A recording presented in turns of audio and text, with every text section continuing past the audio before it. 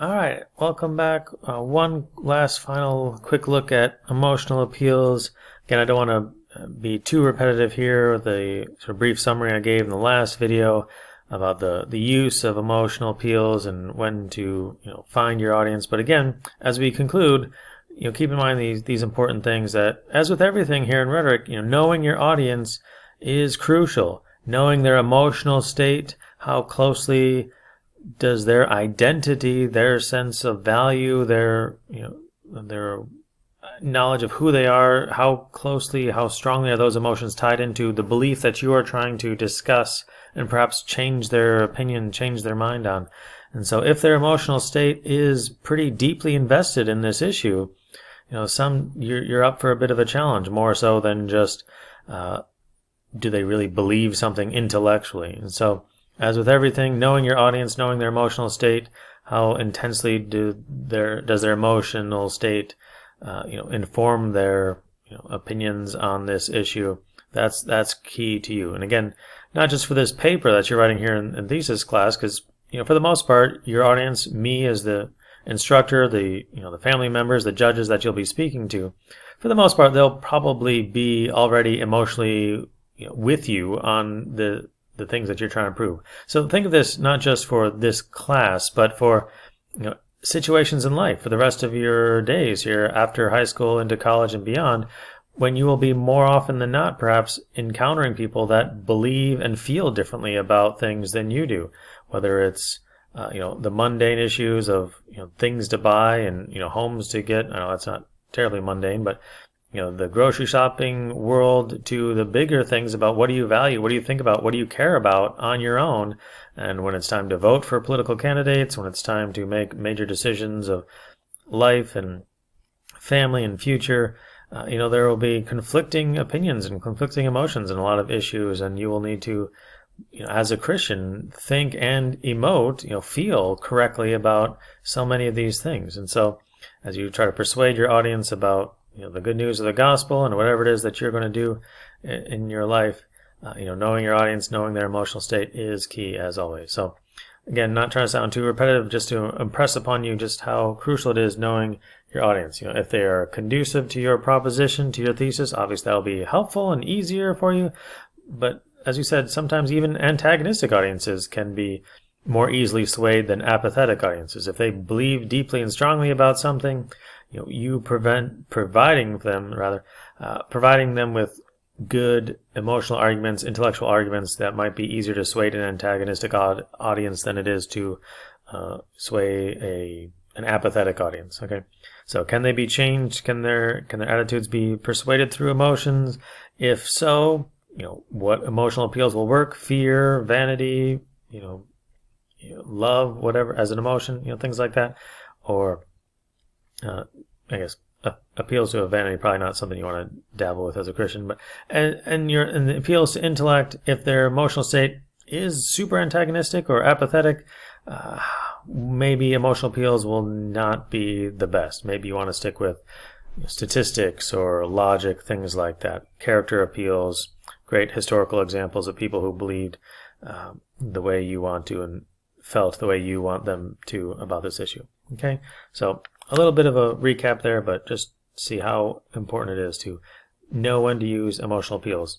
For this paper that we're going to start, pretty soon, your rough drafts, your final drafts for the thesis itself, probably the best time to use emotional appeals will be maybe in the introduction. You set that stage for your audience, grab their emotions, maybe in the conclusion. In the middle part, the majority of your paper, you probably want to save that, save the emotions for later. Use more logic and statistics and things like that in the majority of your paper as you're trying to persuade your audience. This is what the state of the condition is, what the issue is. Here's what the history says, and here's what I want you to know. Save the emotions for maybe the beginning to draw them in, and the end to sort of bring them back. Now that they believe, now that they think, now they know differently about this issue, the way you want them to know, here's how you want them to feel once again at the end. That's not a requirement, it's not a formula or a recipe, but more often than not, looking at most of the successful senior thesis papers over the last several years, emotions at the beginning, emotions at the end, logic, character, statistics, data in the middle tends to work better. Okay. So right now we're gonna, you can see, well, there's one last slide here about use of emotional appeals. As a writer, perhaps describing a vivid scene, use descriptive language. The example, one of the great examples of Julius Caesar's or Mark Antony's Friends, Romans, Countrymen speech that we're going to actually look at for homework for next week, and other ways, honorific and pejorative language. Those sorts of emotional ways that you describe and refer to people can be ways that your emotions can come through, and the value judgments, the way you use, what sort of adjectives especially do you use to describe people, describe things, and your emotional state comes through there. So 2 ways as a writer you can use emotional appeals that way. All right, so hold on, we're going to switch to, hopefully this is starting to look familiar, the course module dashboard here for Canvas. This is so the student view. Obviously when you sign in, it will not say you're logged into student view. That's just, I'm trying to look at it the way it will look to you as a student when you log in. So hopefully you are logging in, you got your account, you'll come to your dashboard, click on the courses, and you'll see this lengthy one for our class here, but hopefully this will become very familiar to you as you go through. There are a lot of introductory module things that they want you to go through, ways to get familiar with Canvas and dual enrollment students. Yeah, you should probably work through those, look through those briefly. I don't know why there are 2 of them here, but there you go. Some of the older things that we have, again, you've got the links to the YouTube site. You can use those, but Thomas Nelson really is encouraging / requiring us to go through Canvas. So it would be great if you can start getting in the habit of logging in through Canvas, finding your materials, and on here for the videos and the links and everything. So we've gone through the introductions already, but they're here again for you just in case you ever lose those YouTube links or whatever. The files should be here as well for download and access. The assignments, I'll go in soon and grade you. Now that you're actually enrolled in the course here through Canvas, I'll go in and give you your points on RenWeb. So, and we'll keep doing it through RenWeb also, because you need, Summit needs you to have your RenWeb accounts and your Thomas Nelson Canvas accounts. So your grades and information and links will be everywhere, all throughout the entire internet, everywhere. The forms and the videos and slideshows, everything will be pretty much everywhere. But get in the habit of going onto Canvas here, checking it out, and scrolling down. And if you found this through the links or through YouTube, this will look different for you. Here's a link to all the intrinsic proofs for everything. You've got Logos, Ethos, and then Pathos. This video that you're watching now will be on here by the time you get here, but obviously I haven't uploaded a video I'm making right now because I'm not that good at time travel yet. So when you start to get on these videos and start using them through Canvas, let's see, hopefully this will work. You'll click on it and then it'll say one more time, hey, open it in a new window, and hopefully YouTube will open that way. Okay, and it doesn't automatically do it right away for whatever the Canvas doesn't have automatic permissions to load YouTube windows right in the same one. So we have to click on it a couple times to get to an extra window. But that's the joy of some learning systems here. All right, so scroll down. It should say Pathos 3 of 3 by the time you get here. And here's a slideshow that we've been looking at. And so here's the homework assignment for next week. I know you've got the retreat coming up, but so do it over the weekend. Don't forget about this, or do it next Monday, whatever. This Pathos assignment is based on Mark Antony's speech. Here's a copy for you. You can download it, and if you want to have a copy of it, and maybe it'll even open up in its own window. If you have your own copy of Julius Caesar, great. If you have the school's copy, I don't know if you're using those yet in English class or not, but here's a copy of the scene. Just read this scene and the entire scene. If you want to do it online, it's all right here for you, nice and large size font, read the whole thing. Yes, you scroll down most of the way. Friends, Romans, countrymen's speech starts toward the end, but read the whole thing because the task, you need to know about the audience of Mark Antony's audience before and during and after his speech. So yes, the famous thing starts most of the way down through it, but I guess page 3 of 10 or whatever, and it keeps going. Just read the whole thing, and there it is for you.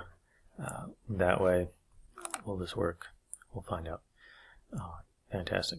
All right, so there's read that scene, and then come back here, click on the assignment, and you'll probably download. There's a PDF of the assignment. Click on that. It'll download for you. Open that up. If you got a PDF reader, there you go. And again, this week I'll send it. Maybe you've seen this through the links in the emails, but starting next time, I'm going to stop sending you all the links in the emails because we need to start going on Canvas that way. So here's the assignment briefly. Read that scene and then think about these things.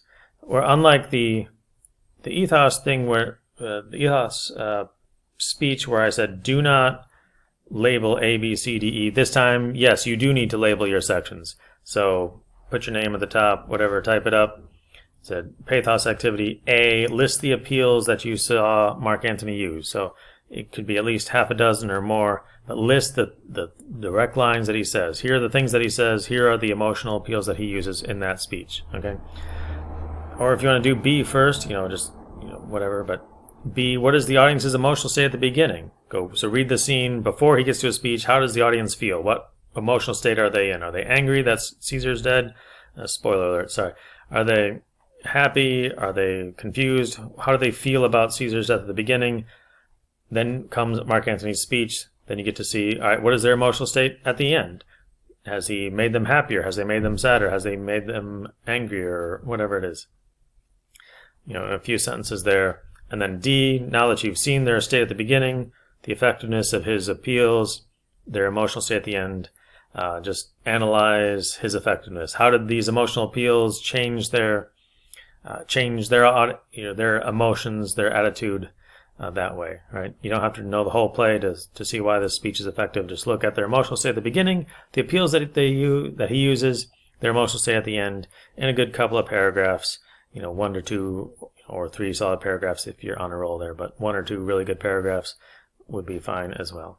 Okay, so like I said, we're going to start using Canvas pretty much regularly now. I'll send out these in one last email. I'll continue to send you emails throughout the term just to give you a heads up on where we're going, what we're doing for the week. But keep checking RenWeb, keep checking Canvas pretty much every day, especially now that you're enrolled there. Remember your logins, bookmark the page, whatever it is.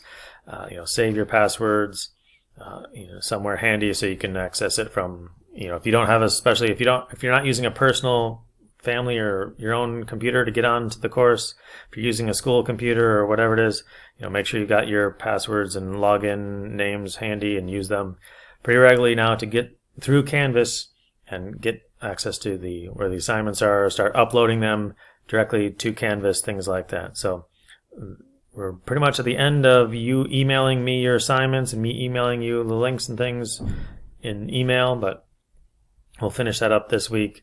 And so when we're done with the retreat, start thinking, all right, everything's pretty much going through Canvas now. It'll still be information here and there in RenWeb, of course, but Canvas is how we're going to proceed from here on out. All right, so we'll see you next time. So that was emotional appeals. That was the end of intrinsic appeals. We'll start next week after retreat with a fresh start with extrinsic appeals, or extrinsic proofs rather. And so we'll keep going from there. Decision Thursday is just a few weeks away, so start thinking about start to define, all right, what is this thesis topic that I really want to persuade my audience on? Start researching that more directly in the weeks ahead. So start narrowing it down, start deciding, start thinking about what you're going to commit to pretty soon. All right, have a good retreat, and we'll see you, talk to you about a week or so. Thanks.